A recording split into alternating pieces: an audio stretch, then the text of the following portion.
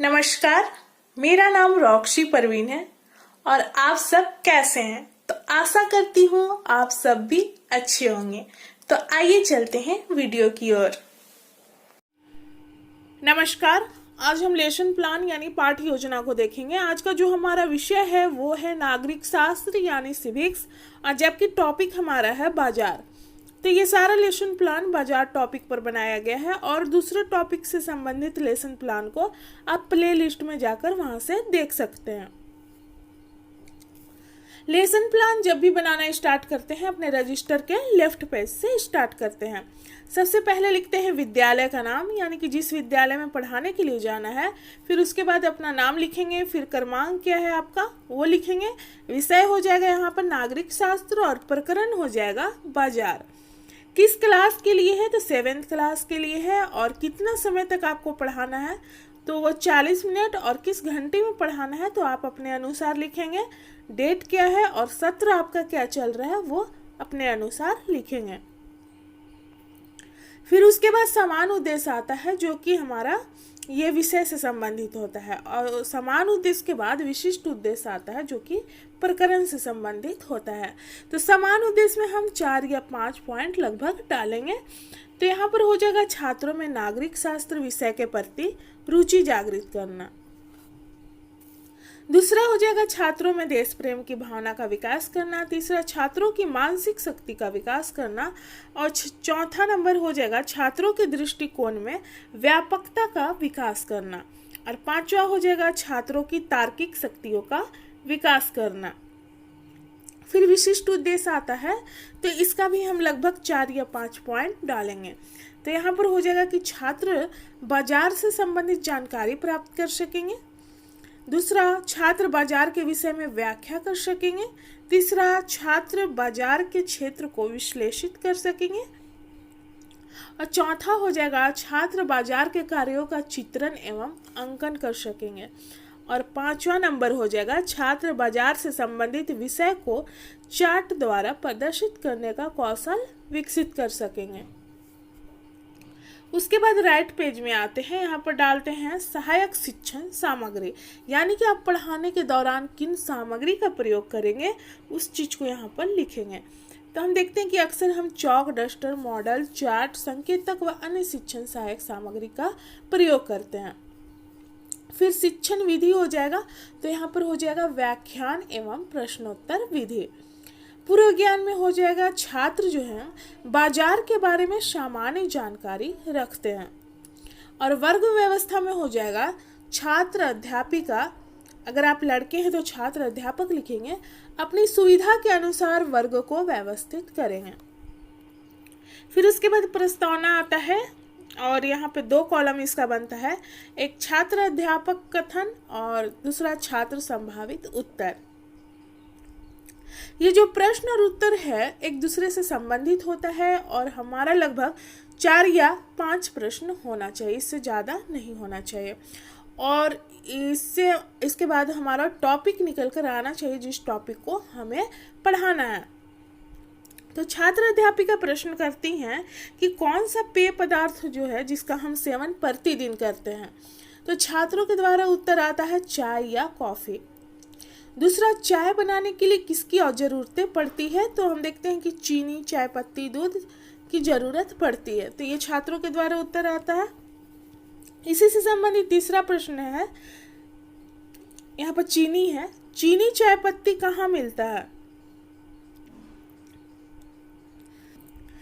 तो यहाँ पर छात्रों के द्वारा उत्तर आता है दुकान में। चौथा प्रश्न है दुकान से ही, कि दुकान कहाँ पर स्थित होता है, तो छात्रों के द्वारा उत्तर आता है बाजार में। और 5वां प्रश्न है हमारा कि बाजार से आप क्या समझते हैं। तो यहाँ पर छात्र जो है नहीं समझा पाते हैं अच्छे तरीके से, तो इसलिए हम यहाँ पर समस्यात्मक लिखेंगे। और हम देख सकते हैं कि हमारा जो टॉपिक है वो निकल कर आ गया जिस टॉपिक को हमें पढ़ाना है। तो छात्र अध्यापिका कथन में हो जाएगा बाजार और पाठ की उद्घोषणा में हो जाएगा आज हम लोग बाजार के बारे में विस्तार पूर्वक अध्ययन करेंगे। उसके बाद अगला पेज में आते हैं जिसमें कि हम दोनों साइड का पेज यूज करेंगे इसमें, और 4 कॉलम बनेगा आपका।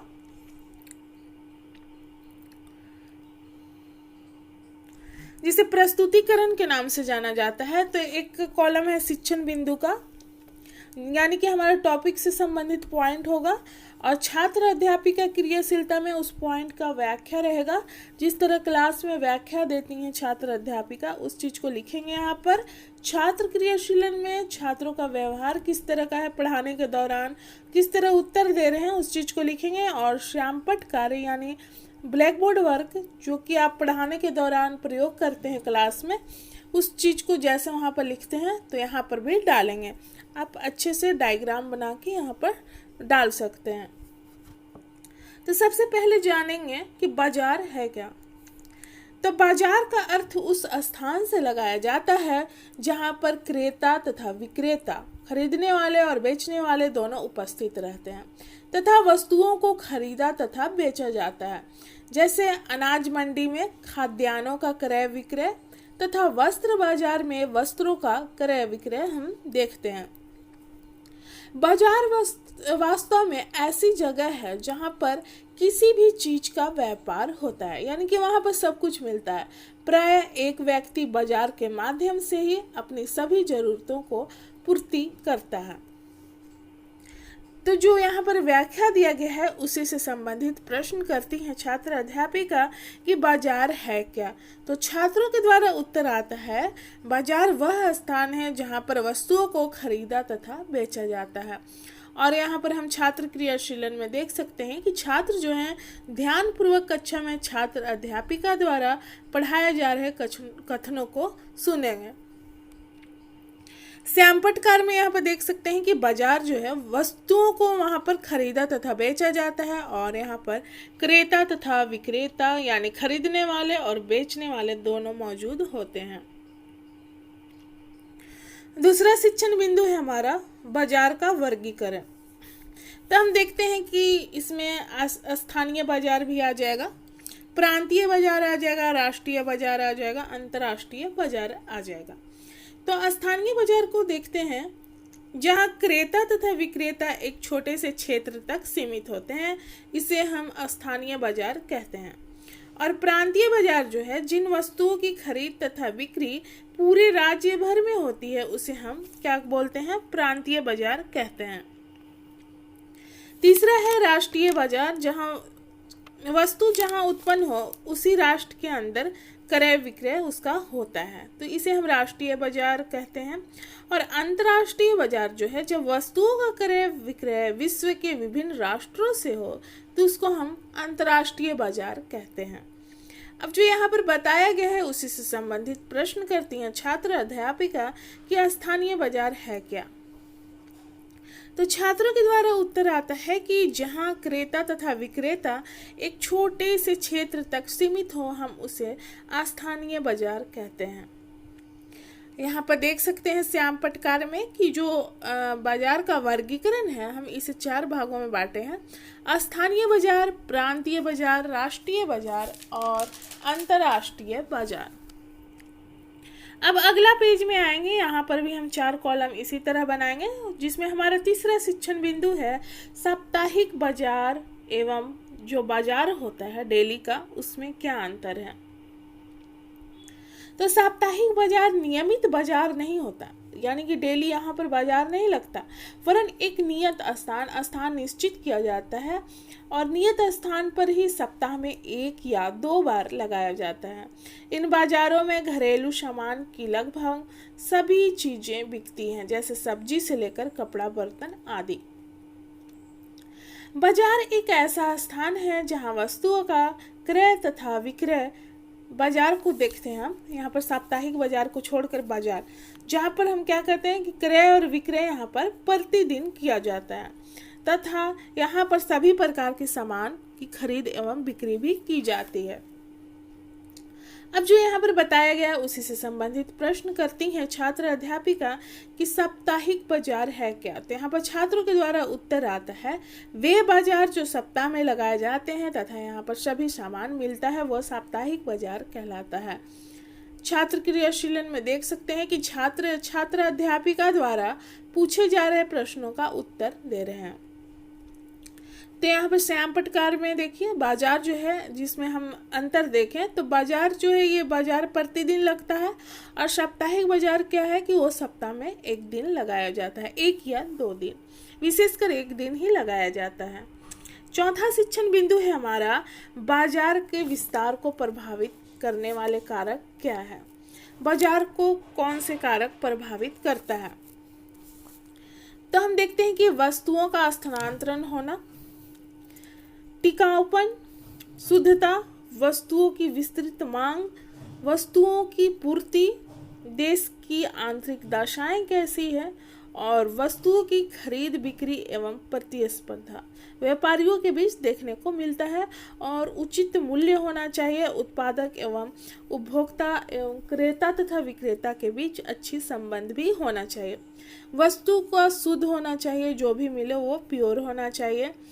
मांगे भी हो, जिस तरह से बाजार में मांगे होगी उस तरह से पूर्ति भी की जाएगी, उसका मूल्य भी निर्धारित किया जाएगा। अगर मांग अधिक है तो मूल्य क्या होता है कि वो बढ़ जाता है। और देश की दशा कैसी है, स्थिति कैसी है, अगर उत्पादन अच्छे तरीके से हो रहा है कंट्री में, तो हम देखते हैं कि जो चीज़ का उत्पादन अच्छे तरीके से हो रहा है उसकी पूर्ति भी अधिक होती है। अब उसी से संबंधित प्रश्न करती हैं छात्र अध्यापिका कि बाजार को प्रभावित करने वाले कारक क्या है। तो हम देखें कि वस्तु की मांग किस तरह से है, उसकी पूर्ति कैसे की जा रही है, उचित मूल्य, उसका किस मूल्य का ऐसा निर्धारण किया गया है, तो उस चीज़ को हम यहाँ पर देखें। और श्याम पटकार में देख सकते हैं कि बाजार को प्रभावित करने वाले कारक जो है वो है वस्तु की मांग, पूर्ति और उत्पादन किस तरह से हो रहा है, और वस्तु की शुद्धता। अब अगला पेज में आएंगे, यहाँ पर प्रस्तुतिकरण के बाद मूल्यांकन किया जाता है, और मूल्यांकन करना जरूरी होता है ताकि पता चलता है कि छात्रों ने क्या समझा है। तो मूल्यांकन जो है वो क्लास में ही किया जाता है, और इसका उत्तर जो छात्र होते हैं वो क्लास में ही देते हैं। मूल्यांकन के बाद पुनरावृत्ति करते हैं, यानी कि एक बार दोहरा दिया जाता है जो चीज़ भी पढ़ाया गया है, और फिर उसके बाद गृह कार्य देते हैं बच्चों को। तो मूल्यांकन प्रश्न 4 या 5 लगभग होना चाहिए। पहला है बाजार क्या है, दूसरा बाजार के प्रकार बताएं, तीसरा स्थानीय और राष्ट्रीय बाजार में क्या अंतर है, चौथा साप्ताहिक बाजार क्या है, और पांचवा बाजार को प्रभावित करने वाले कारक क्या हैं। पुनरावृत्ति में हम देख सकते हैं कि बाजार जो है वह स्थान है जहां वस्तुओं की खरीद तथा बिक्री की जाती है। बाजार के माध्यम से ही व्यक्ति अपनी सभी आवश्यकताओं और जरूरतों की पूर्ति करता है। साप्ताहिक बाजार प्रायः सप्ताह में लगाया जाता है, जहां सभी प्रकार की वस्तुएं मिलती है। वस्तु की मांग, पूर्ति, मूल्य आदि बाजार के विस्तार को प्रभावित करता है। फिर उसके बाद हम गृह कार्य देते हैं छात्रों को। तो ये प्रश्न लगभग 2 होना ही चाहिए। तो पहला प्रश्न है बाजार पर निबंध लिखें, और दूसरा है बाजार के प्रकार को विस्तार पूर्वक बताएं। तो यहाँ पर हमारा लेसन प्लान जो है समाप्त होता है। मिलते हैं अगले वीडियो में। धन्यवाद।